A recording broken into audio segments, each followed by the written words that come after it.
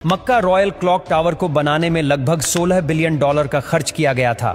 Saudi king Abdul अजीज royal clock tower पर दुनिया का सबसे बड़ा घड़ियाल लगाना चाहते थे, जिसके ऊपर लगा होगा एक बहुत बड़ा हीरा और सबसे टॉप पर एक गोल्ड प्लेटेड क्रिसेंट। पूरा स्ट्रक्चर बनकर कंप्लीट हो चुका था। अब बारी थी इस स्ट्रक्चर के ऊपर दुनिया की सबसे बड़ी घड़ी बनाने की। इस काम को अंजाम देने के लिए जर्मनी की पैरेट नामी कंपनी को सिलेक्ट किया गया, जिनको इस काम में 165 सालों का एक्सपीरियंस था। इन सब में सबसे बड़ा चैलेंज इस घड़ियाल के कांटे थे। इनको ऐसे डिजाइन करना था कि ये तेज हवा में उखड़ ना पाए। इस घड़ियाल का बड़ा कांटा 23 मीटर्स जबकि छोटा कांटा 17 मीटर लंबा रखना था।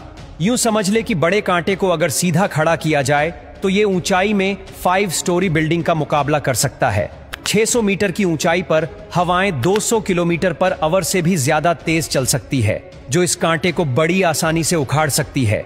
आखिरकार घड़ियाल के कांटों को स्पेशल कार्बन फाइबर मटेरियल से बनाने का फैसला किया गया, क्योंकि कार्बन फाइबर एक लाइट वेट मटेरियल है, लेकिन यह स्टील से भी ज्यादा मजबूत होता है। स्टील की कंप्रेशन स्ट्रेंथ यानी दबाव बर्दाश्त करने की ताकत ज्यादा होती है और वो प्रेशर पड़ने पर मुड़ सकता है, लेकिन कार्बन फाइबर प्रेशर पड़ने पर मुड़ता नहीं है।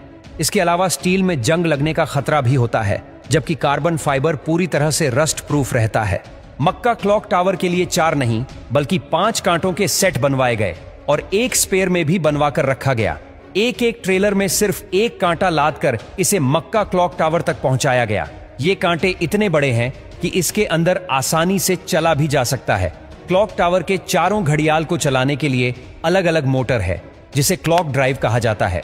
लेकिन यहां पर भी एक एक्स्ट्रा क्लॉक ड्राइव पहले से क्लॉक टावर में इंस्टॉल की गई है, ताकि कभी खराबी की सूरत में फौरन रिप्लेस किया जा सके। इस घड़ियाल में एक मेंटेनेंस स्विच भी लगाया गया है, जिसे दबाते ही कांटे बिल्कुल सीधे हो जाते हैं और मेंटेनेंस वर्कर्स इसके अंदर जा सकते हैं। इस घड़ियाल के रंग को सिलेक्ट करने के लिए भी काफी सारी रिसर्च की गई। रिसर्च करने के बाद ग्रीन कलर की LED लाइट सिलेक्ट की गई। ग्रीन कलर इसीलिए सिलेक्ट किया गया क्योंकि ग्रीन कलर में 8 किलोमीटर दूर से देखने पर भी टाइम सही से नजर आता था। इस क्लॉक टावर पर हैरत अंगेज तौर पर टोटल 20 लाख LED लाइट्स लगी है।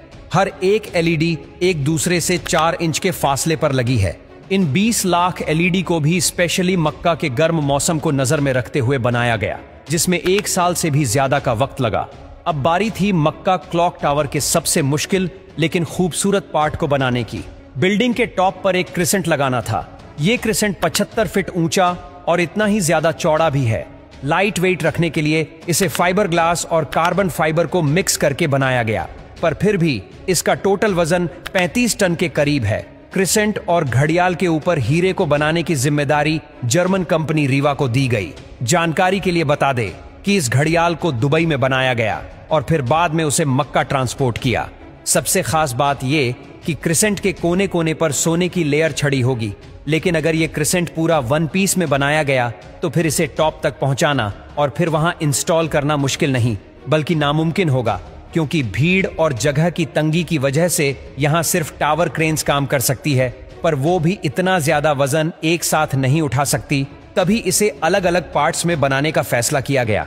इस क्रिसेंट पर गोल्ड की लेयर चढ़ाने के लिए करीब 10 करोड़ मोज़ेक टाइल्स के पीसेस चिपकाए गए, जिन पर सोने की लेयर छड़ी हुई थी। हर एक मोज़ेक टाइल्स को बारीकी से बनाया गया और फिर इनको 2 बाई 2 सेंटीमीटर के ब्लॉक में काटा गया। ये पूरा क्रिसेंट भी दुबई में तैयार किया गया और फिर फाइनल टच देने के बाद इसे मक्का भेजा गया। क्लॉक का डेमो वर्जन भी पहले दुबई की एक लोकेशन पर इंस्टॉल किया गया, क्योंकि जर्मन कंपनी के कुछ इंजीनियर्स पहले इसे इंस्टॉल करके देखना चाहते थे कि कहीं कोई खामी तो नहीं रह गई।